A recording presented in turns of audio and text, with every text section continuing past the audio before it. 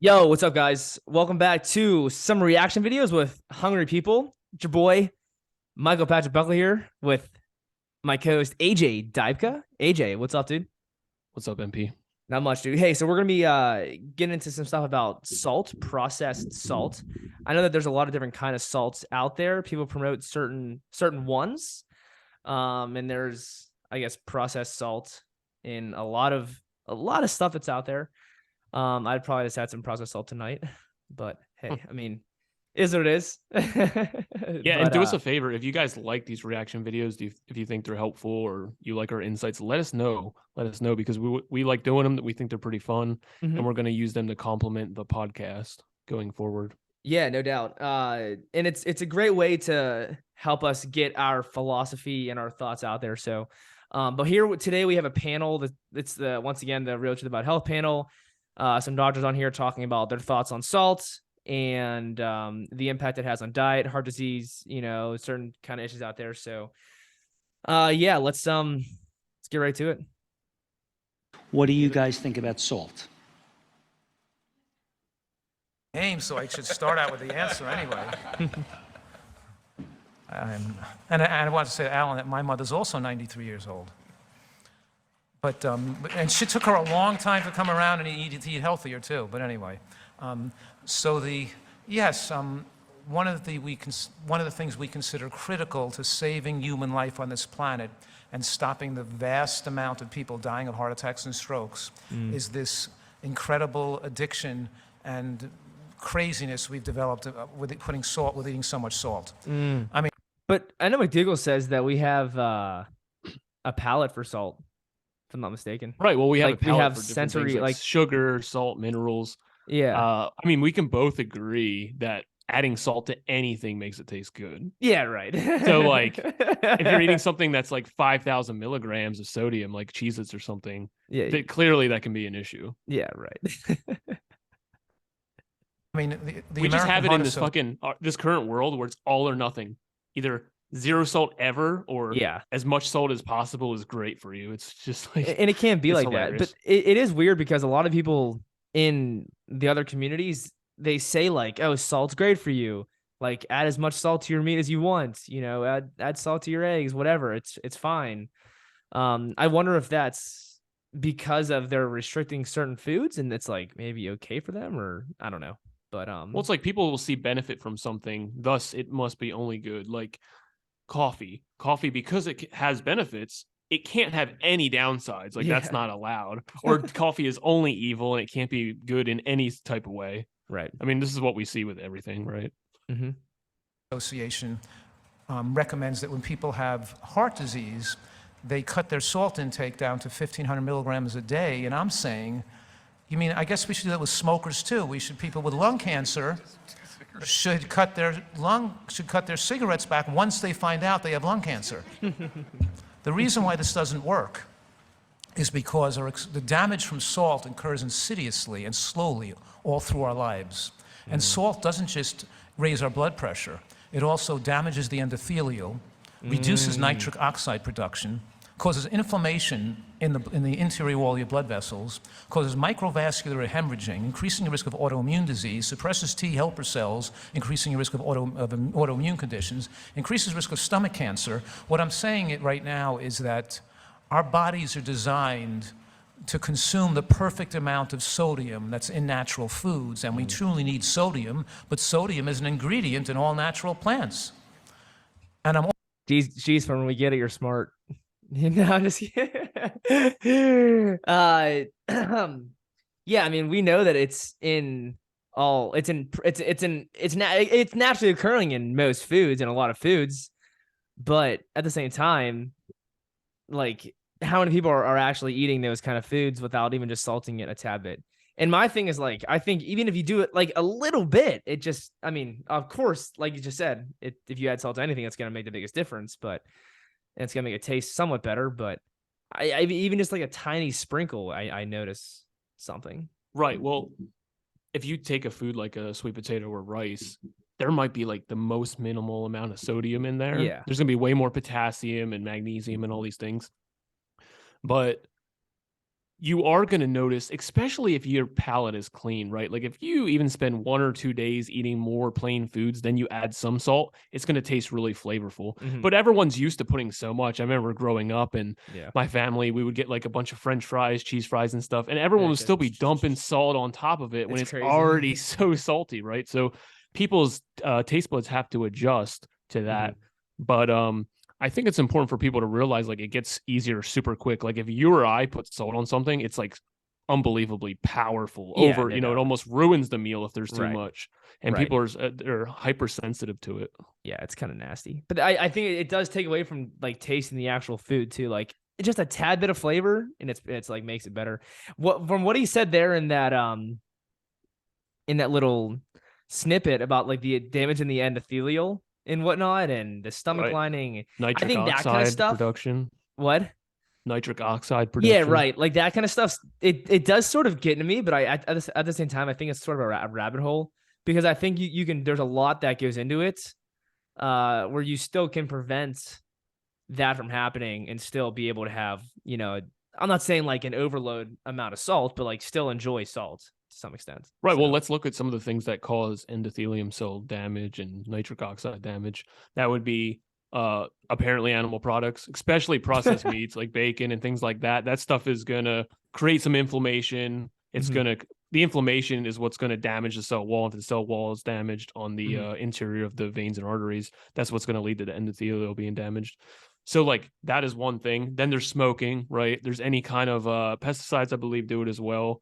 probably alcohol, I guess. Alcohol probably would as well as and really high salt, like high super salt, because if you're not used to salt and then you add a Steroids. bunch, your face will blow up, you'll be Yeah, it gets inflamed, your swell. joints will hurt.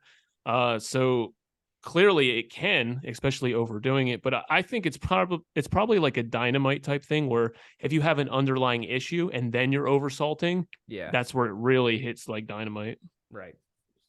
That's a good point. I'm also saying that a low-salt diet is not a low-salt diet, it's a high-salt diet. Because the studies on the American Heart Association recommendations of 1,500 milligrams a day show that death rates go down as they approach 1,500 milligrams a day, yes, but they continue to follow the data. As they go down from 1,500 to 1,000, heart attack rates and stroke rates continue to go down. They don't stop at 1,500 milligrams a day. You know, what I'm also saying that the salt years matter. In other words, if let's say just for example, if we agree that 1,000 milligrams of sodium today is appropriate for most people. Now I know that there are various medical conditions and people who lose more salt in their urine and people with POTS and all types of diseases that require sodium, but that's not talking about 99% of us who have. Which is very important, especially in the communities that we're involved in or that we have been involved in. I mean, Woodstock, Robert Moore stuff, detox, whatever, because people in these camps really do get depleted. They really do take it to the extreme. They never have any salt. They're only eating fruit, which is low in sodium. They're not focusing on vegetables, right? They're chronically urinating. They're not paying attention to sleep, which means you're going to lose more electrolytes because you're not processing your sugars properly. So for those people, sodium would be a huge benefit because they're losing so much of it. They're spending so much time outside, they're sweating, things like that, getting lots of sun. And if you're not replacing it, like even these doctors are saying, with plant foods that are higher in natural occurring sodium, then you're just digging yourself deep. And then what happens is people are overly sensitive to salt. They have some, they feel terrible because they never have any, but their body's also starving for some sodium, not salt. So it's a really tricky thing that you want to be aware of, because if your aim is health, you want to make sure your system is getting what it needs. People act like remove everything and that's how you heal. But if your body is lacking, it can't have proper cell function, remove the acids and toxins that you don't want in your body or waste, or, bowel movements, kidneys function properly. So if your body is fully nourished, that's when it can properly take care of itself. Right. I think very well said there, AJ. And one of the things that I think's hard to process for me is like he says 1,000 milligrams, but how many people are actually counting how much salt or how many milligrams that they're having of salt? It's I'm not gonna say it's virtually impossible, but I mean it's very hard to tell.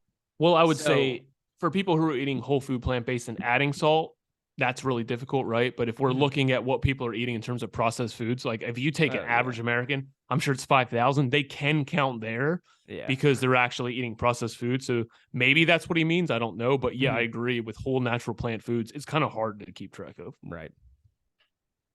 Of normal kidney and salt metabolism. For us, 1,000 milligrams a day of sodium is probably the upper limit of normal for our long-term health. So if you go to 2,000 for 10 years, that's 10 salt years. If you go 3,000 a day, that's 2,000 above the rate, the normal amount of 1,000. 3,000 above the normal rate of 1,000 is 2 salt years. For 50 years of your life, that's 100 salt years. You're going to be at risk of stroke of those 100 salt years if you ate that much salt, 3,000 a day for 50 years. What I'm saying is you're going to pay a price for your lifetime exposure of salt, and it changes your sympathetic tone in your brain. It changes the behavior of your blood vessels. You don't just cut out salt and have these diseases go away.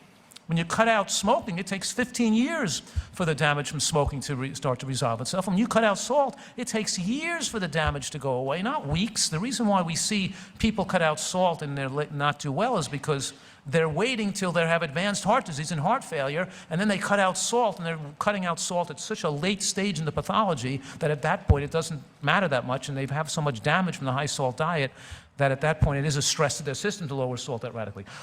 What I'm saying is it's a confusing subject matter, but if we really want to have maximal effects at reducing strokes and heart attacks and other diseases, remember that a diet is better not having any additional salt over and above what's in natural foods. And Himalayan salts and Celtic salts and salt from the Rock of Gibraltar, the bottom of the deepest sea or the backside of the moon, it doesn't make a difference because they all have 2,200 milligrams of sodium per teaspoon, not per tablespoon, per teaspoon.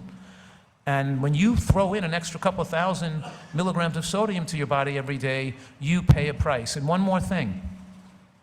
People on vegan diets, on healthy vegan diets, can die of hemorrhagic strokes because the type of stroke caused by atherosclerosis and clots are called embolic or ischemic strokes, not hemorrhagic stroke.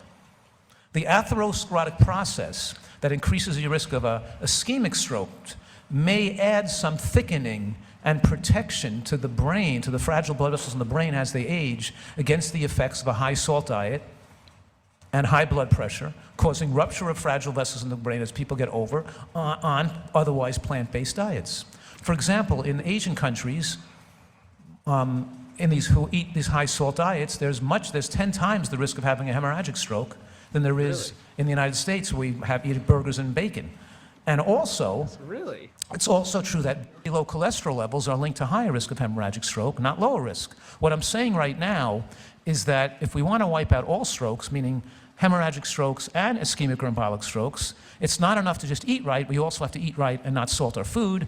So you can still have a hemorrhagic stroke on a diet that otherwise is protective against clot or atherosclerosis. So this is what I'm gathering from it. You tell me, MP, what you think, because I'm not sure if I'm 100% right. One stroke is basically you have the vessels being clogged and clotted up, right? And then you're having the stroke there. And then also you're having the stroke that he's talking about with the salt, which is like a rupturing of the vessel. Yeah, that's kind of what I got from that. It honestly, he said so much, like so fast. I think he was talking about what, 2 different kind of strokes. Yeah. One where I think it was a clot or like almost like the pipes being filled up and blocked off, and then the other being a burst. Okay. Yeah, I think we'll look into it, but yeah, no doubt. I think what really stuck out to me there was he mentioned people in, was it China? Did they say China or fucking some Asian country? Asia, yeah. Saying that they have higher risk of stroke out there versus us in America, and that's because for that type of stroke. Yeah, but that's because of the sodium intake, I guess, supposedly. And then he mentioned how, like, if you have a lower cholesterol, you have a higher chance of that one certain stroke, whatever isometric stroke or some kind of protection, like a little cushioning in the vessels. Right. I don't know. I just find that kind of sort of interesting, just thinking about it. But I would assume that most Americans don't have low cholesterol, so for that sort of stroke, they would probably be okay, I guess. Just because of like the dense amount of animal products that they're eating every single day. Sure. I think that I think having the inflammation is one of the key factors there, and also the higher blood pressure. You're having more pressure on the vessels combined with the vessels being inflamed, which is going to make the nitric oxide go down, which is going to make the ability for them to repair harder. They're not going to get as much blood flow, oxygen, nutrients, Right. minerals, and stuff to the area, so they're more likely to burst, especially over time. I Mhm. know Doug Lyle in a Beat Your Genes podcast talked about high blood pressure and how if it's consistently over like 150 and 180, it's like an 80 or 90% chance that you're going to have a stroke within 10 years of that constant pressure going yeah. onto your vessels. Right.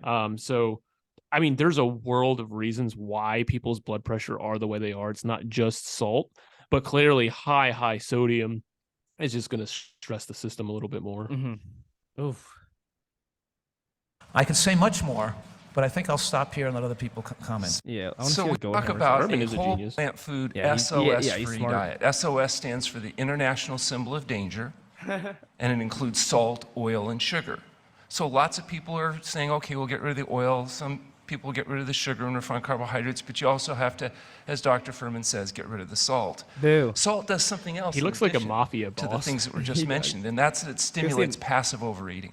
No, he looks like a freaking like a nun or something, or Looks like a brother. dawn. He looks like not a nun. He looks like a brother.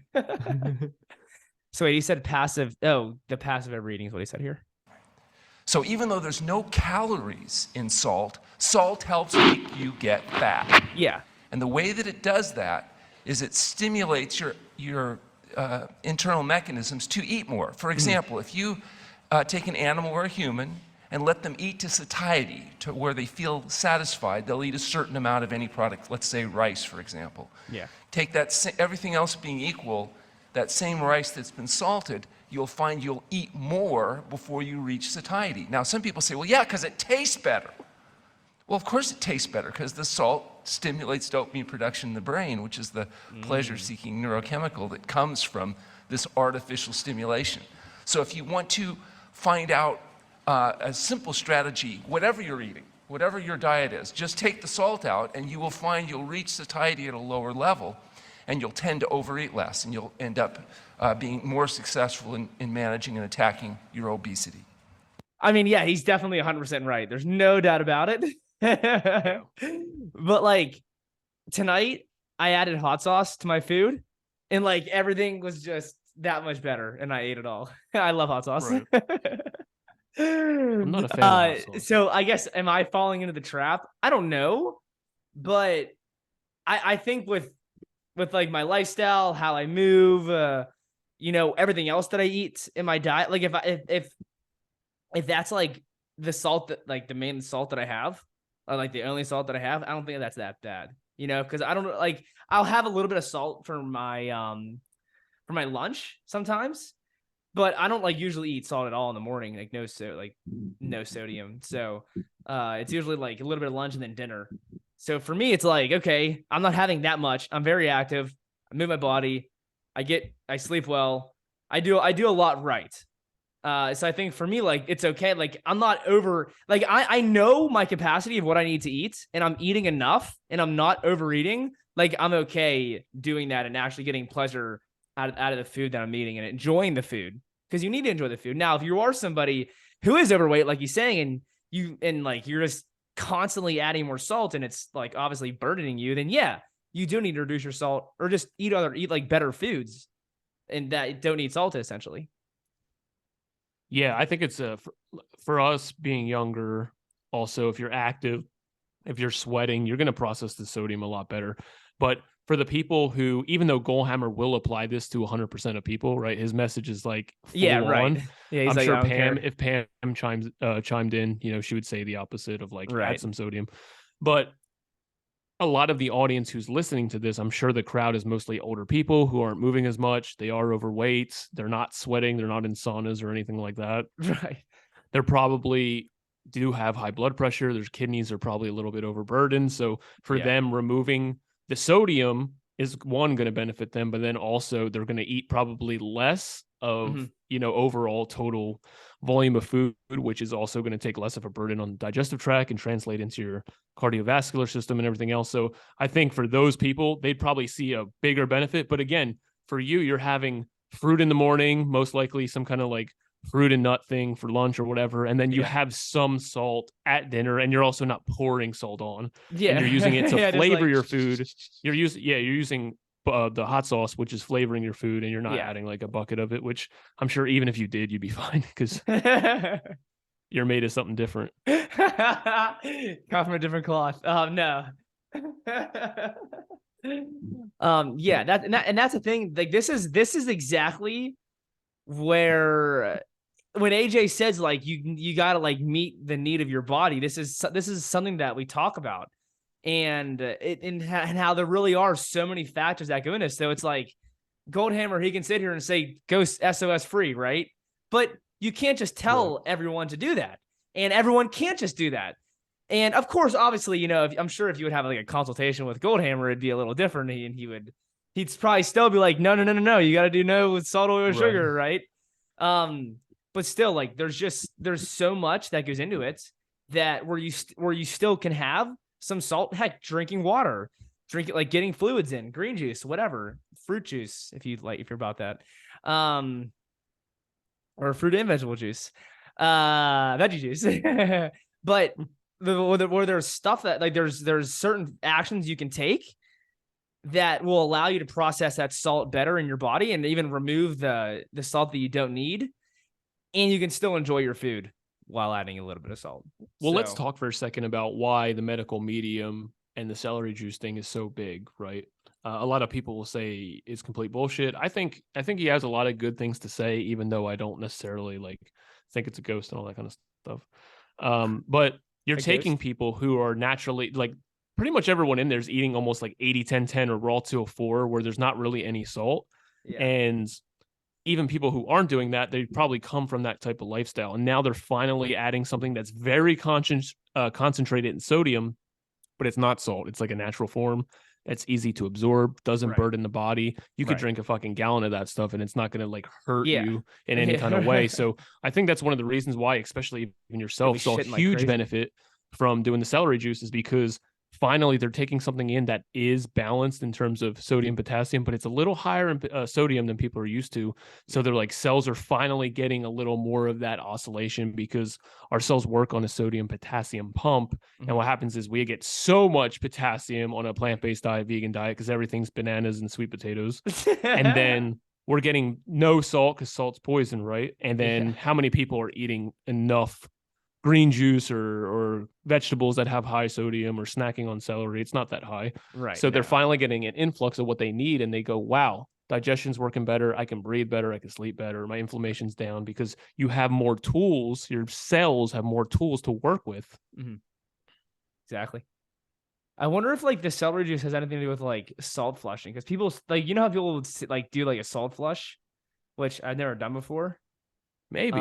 Have you heard of that? People doing that? Yeah. Like you drink a bunch of salt or something. Yeah, something like that. But I wonder if like that helps you like shit. Yeah, it's probably like a better version. Right. All right, let's keep going. I want here some a little. celery juice. Yeah. You want cucumber juice? I just want to add one thing is that when you go from a high salt diet to a diet where we just eat natural foods, you're not going to want any of the food. Yeah, right. No, I'm just kidding. Dude, when I was at the Pritikin Center, there are sweet potatoes. Best sweet potato I ever had in my life, dude. But the thing is, and this is what some of the carnivore people will like tease vegans about. But like, oh, it takes you an hour to an hour and a half to cook all your food, where my food cooks in like fucking 10 minutes, you know? I think like the sweet potato, they had it in the oven wrapped in tinfoil for like an hour and a half or something. But I mean, I will say it was like cooked to perfection. So tinfoil, aluminum in the brain. Those years, did you hear that? No, dude, Colin, I'm doing a video. Your body was trained to excrete large amounts of salt in the urine, and now you have a very low sodium diet. Your kidney doesn't all of a sudden have the ability to reclaim and hold on to sodium. It's still putting out excess sodium because it thinks you're on a high sodium diet still. So temporarily, when people switch from a high sodium diet to what I consider, or we consider, a normal sodium diet, which is much lower in sodium, most natural foods don't have more than half the amount of calories, half the amount of sodium as it does calories. That we're eating 1,500 calories a day, we're not taking in more than 700 milligrams of sodium a day in our diet. If we're taking in 2,000 calories a day, our diet is having less than usually 900 milligrams of sodium in it, because natural foods don't have that amount of sodium. What I'm saying right now is that temporarily you could become a little hyponatremic and a little fatigued, and your blood may be low in sodium because your body takes a few weeks to be able to hold on to sodium more normally after being on a high salt diet for so long. But the advantage of that is once you're on a very low sodium diet for a long period of time, you stop losing salt in your urine and you don't lose salt in your sweat. So that when you go out and play tennis or basketball, I'm saying tennis, I'm saying basketball to accommodate Alan, because I'm a tennis player, he's a basketball player. Really? When we're sweating in 90-degree heat, we tolerate the heat better. We can play and sweat in the summer and it doesn't bother us. And we're not Yeah, it doesn't bother me either, Furman. I'm also 27, so. wiped out afterwards because we're not losing sodium in our sweat. We can run and we can do stuff because our body is not pushing sodium out all over the place. So we have a huge benefit of being stable and being acclimated to a lower sodium diet, which takes time, but the benefits are worth it. Okay, so wait, was he saying there that you were going from a high sodium diet to a low sodium diet? You're not going to be able to retain the salt as well? Is that what he said? Yeah, so something that's really not... And then it takes a little bit of time for you to like get used to that? Yeah, basically it's this. You go from a high sodium diet, right? And your body's used to, if you are sweating, it's pushing out more because you have a lot of it, right? Right, You have yeah, an you gotta overload. get rid of that If you're shit. you're pissing out more concentrated amounts because you have a lot of it. Then you switch to low sodium. Your body still is kind of at that rate of pushing it out, but you have less to work with.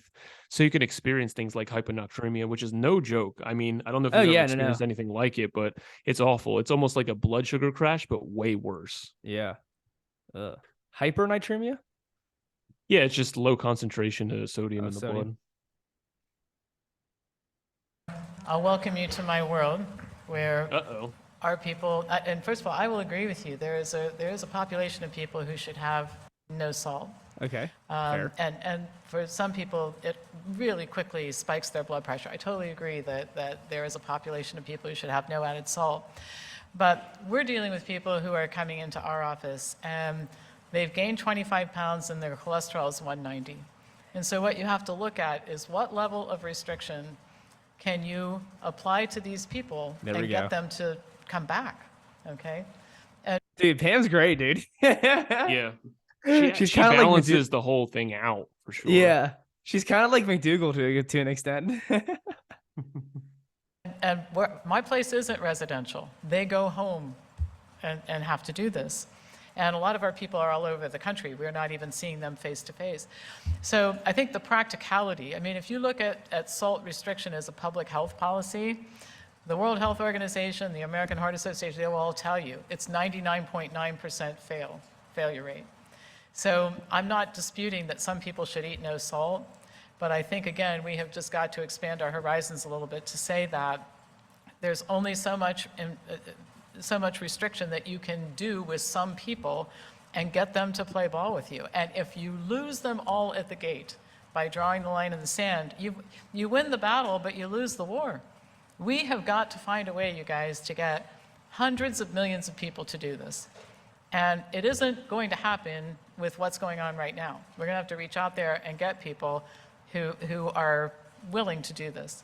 So I think we have a compliance issue, a willingness issue, and we have a necessity issue. I come back to the question we're always asking ourselves.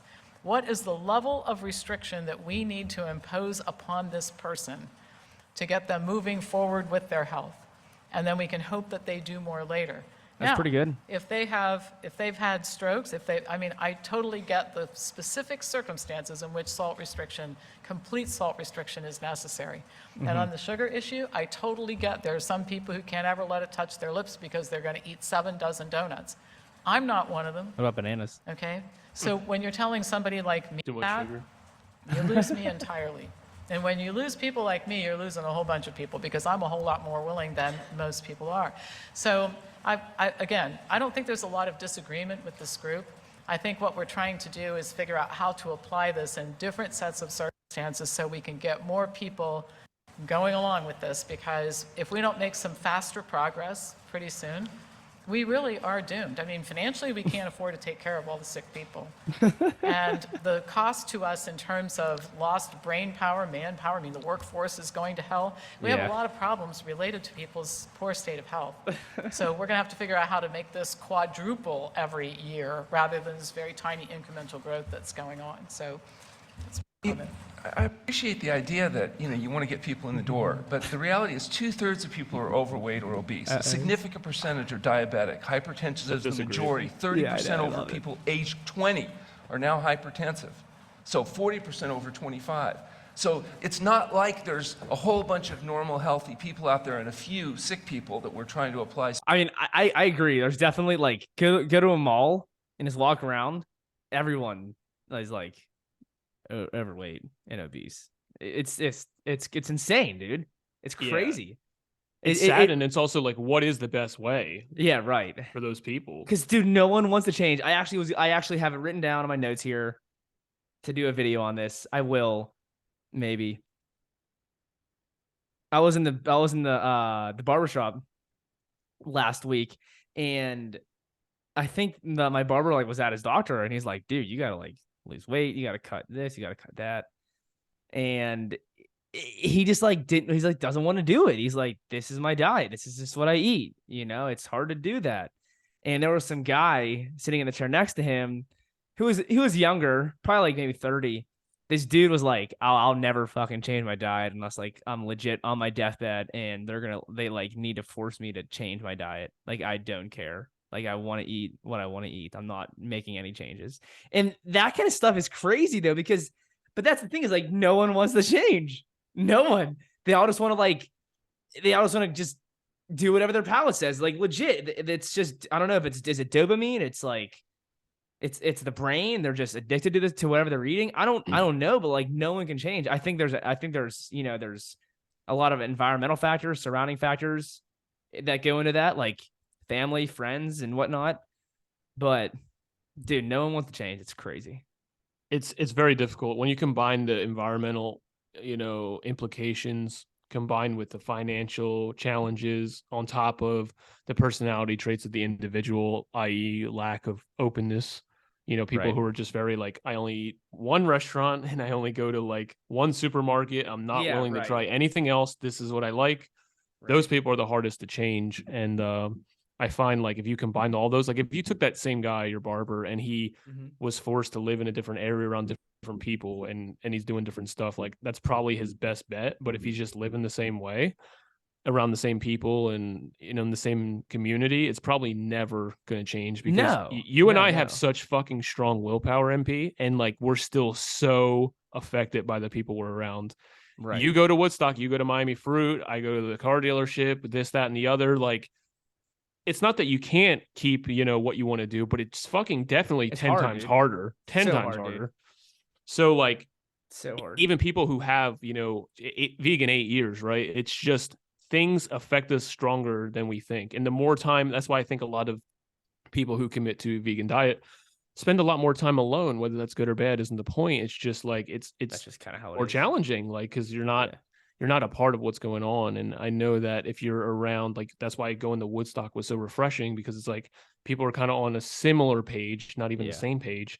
And it's nice, right? It feels good to like belong again and like have people to talk to and Right, I relate. agree. But imagine a guy who's like, all of his friends smoke, all of his friends love KFC or whatever. And Yeah, it's it's like horrible. his family, when he comes home, they all make meatloaf and mashed potatoes. And it's like, that guy doesn't stand a fucking chance unless he gets like Goldhammer evangelical about, like, he gets so obsessed that he's like, I don't give a fuck. I'm not hanging out with nobody. I'm going to do it because I need to get healthier. I'm going to fucking do whatever it takes. And that's why I think I like Right. that mindset, because there's so much working against us in terms of influencing us in a negative way. Yeah. Never getting sleep, doing drugs, taking medications, working our fucking asses off, but we never have like a break. All these things. So like when someone like says, fuck it all, I'm going to do whatever it takes. That's why it's so appealing. Mm-hmm. Love it. And I respect those kind of people. And I even just put on my story the other day it was yesterday. I went for a run in it was like 17 degrees out, And I had like the worst asthma growing up, you know, having breathing issues like throughout the night and not even like not being able to breathe. I even like in college, I just remember like running, and it was like the Warrior Challenge. You did like a mile and a half run. I'm not even kidding. It's like not even a quarter mile. And I had like one of my coaches toss me my inhaler so I could like take a puff of my inhaler, and I like ran. I'm not sure if I tossed it back or I ran with my inhaler. Like I would have to take it. I ran a mile and a half, a little over a mile and a half at like a 6 minute 17 pace, no breathing issues. Tonight I ran in 33-degree weather, like 30 minutes, like which is insane. Like that's awesome. yeah, like a 6 minute and 38 pace, 4.5 miles, like no issues, not one single issue breathing, you know. Did your And doctor ever I tell you, the one that changed. gave you What? the one that ever gave you the inhaler say like, yo, change how you eat and like that'll No, improve your breathing? no. It's just no. That's so crazy, dude. I still can't Yeah. believe it. I feel like it's just such common knowledge now. So- People still don't. Right. But like I put that on my story, and like my friends give me shit for it. Like you're a problem, you know, like that's what's wrong with you. It's just insane, dude. I don't understand it. But anyways, let's get back to it. Specialized intervention to. The fact is you have an incredibly sick, addicted population. And although, yes, if We you do. tell alcoholics they can't drink at all, most of them aren't going to be walking in for care. If you tell overweight people that you need to go on a whole plant food, SOS-free diet, it's going to be hard to get them in the door. It's going to be hard to initiate a program. But the problem is, unless we give them a program that actually works long-term, we're not going to sustain their interest either. Yeah. But Alan, you're assuming that everybody is addicted and everybody is on that store. I think the difference really is the populations of people we're dealing with, and not everybody is overweight and pre-diabetic or diabetic because they're addicted to food and they can't stop themselves, and the salt makes them eat everything. And some of them just didn't know. I didn't know. I used to be fat. I wasn't addicted to anything. I just didn't know that a salad with cheese, ham, egg, and avocado on point. it wasn't good for you. That's a good point. I used to, and I thought that what you did is you just starved Knowledge. yourself for 2 months to get into something, you know, get into a dress for an event. That's the way I lived my life. So I was a person, and I had cervical dysplasia. I'm the typical client that Dude, comes this is a really good video. This is awesome. to see me. I used to be, all right, overweight. Should have been scared about a health scare. Didn't know that I should have been scared about it because my doctor said, oh, we just cut it out. It's no problem. Everybody gets it. And I believed him. I used to drink the medical Kool-Aid too. So Fuck what I that. I'd didn't be like, need what? was for Fuck somebody no. to tell me, you know what your problem is? You're an alcohol addict. You're a salt addict. You're a sugar addict. You can't ever have a donut again because it will kill you. Because I don't think I ever would have listened to that. That You know what's wasn't- crazy? It's just crazy seeing like the two sides of it, to where you have like these kind of people, but then you have like the eating disorder people online who are like, oh my gosh, eat whatever you want. You know, if it's the donut, have the donuts. Eat the chocolate, eat the cookie. It's okay, you know? This is the problem with everyone giving advice. That Yeah. Even if it works for them, you don't know what you're telling someone else that's going to fuck them. Right. Like, you don't know how many people out there who really shouldn't be eating donuts. Like, they need that kind of like goal Yeah. hammer type, like, keep away, right?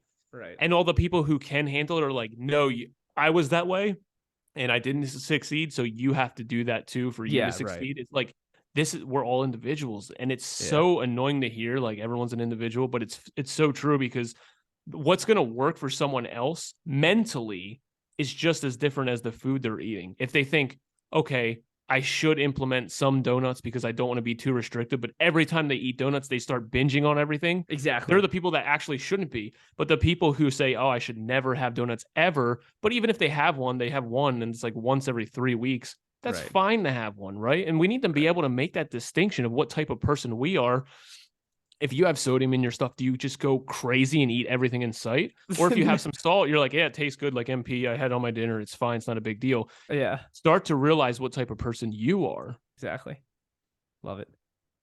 isn't me. And I keep coming back to what I said earlier. If we're going to have a one-size-fits-all situation where we're going to do what the average cardiologist and endocrinologist is doing out there. This is what we do for people like you. I don't need any information from you. I don't need to know anything about you. I don't need to know anything about how you got into the situation you're in, because everybody who is fat and overweight and has these problems if we don't do it this way, they're not going to succeed, because I don't Damn, think that's dude. true. And I think we are just losing people out there when we put I that.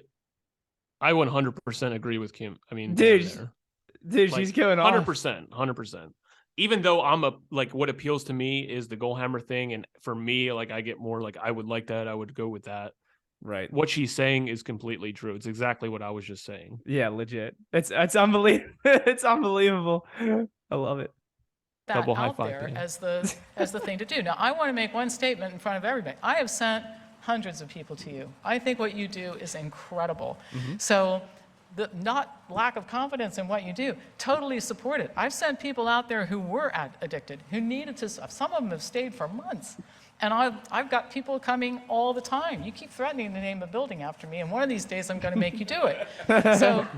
So there is room for both of these ideas. That's my point. Yeah, I agree. Boom, cop it up.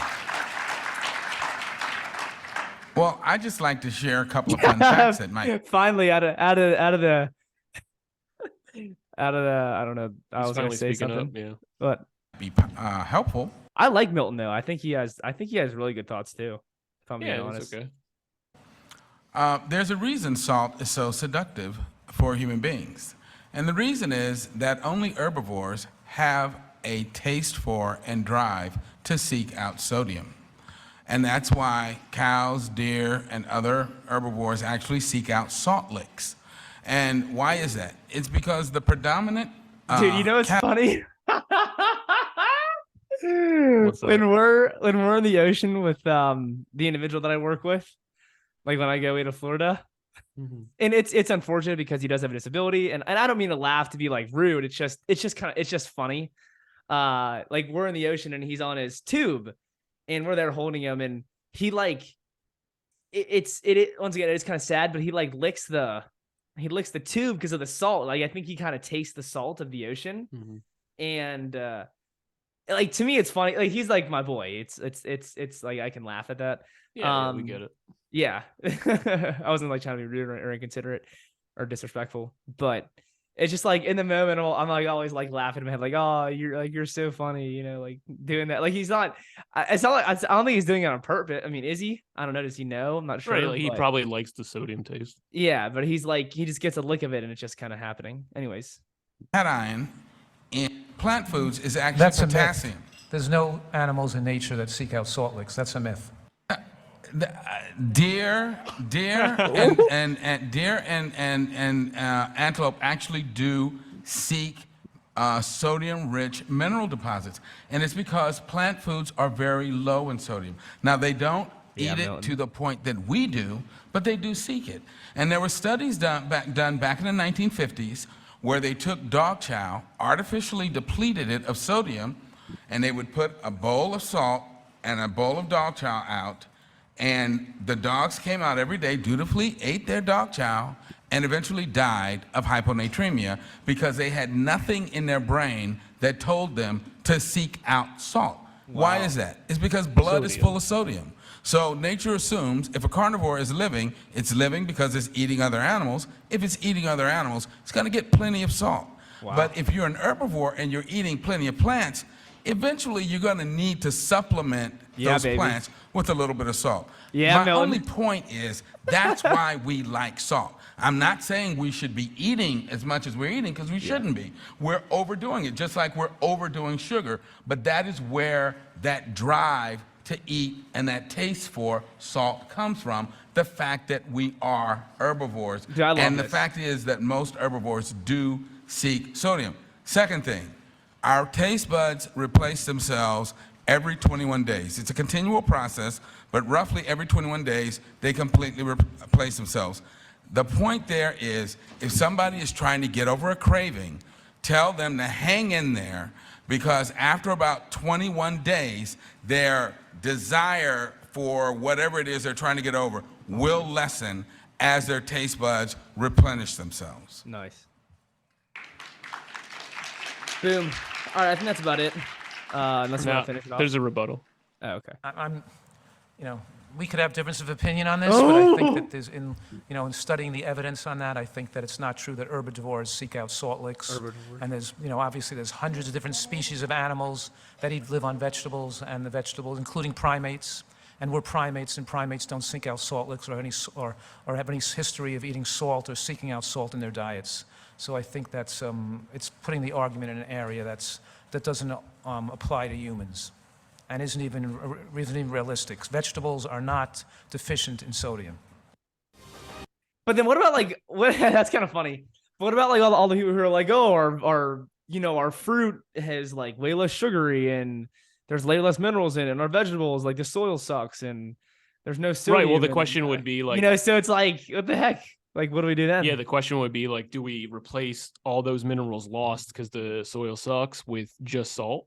Like, do you get all the minerals you need? No. Or is it just the sodium the issue? Right. Right. I mean, I've had terrible celery, and like it just tastes like ass. And then you have like a good grown celery, and it's like, wow, it's so salty and like delicious. Right. So the thing is, like, I don't know where you stand, MP, because even when we had Michael from Everyday Detox on, he was saying like we're omnivores, right? Yeah. And I don't really care either way. I don't care if we're herbivores or omnivores or carnivores. I know we're not carnivores, but like he was saying, like, we're designed to have both. Even Doug Lyle, he says it's no doubt, we're designed to have both, but the plants are a cleaner burning fuel, so you get more out of it long term without less residue, right? Less saturated fat, all this stuff. Yeah, less so like when he waste says, when he talks about like, hey, we're definitely herbivores and stuff, because he says it in a lot of different like debates, I think it's just kind of like, I don't know, like it doesn't really like you don't agree with it.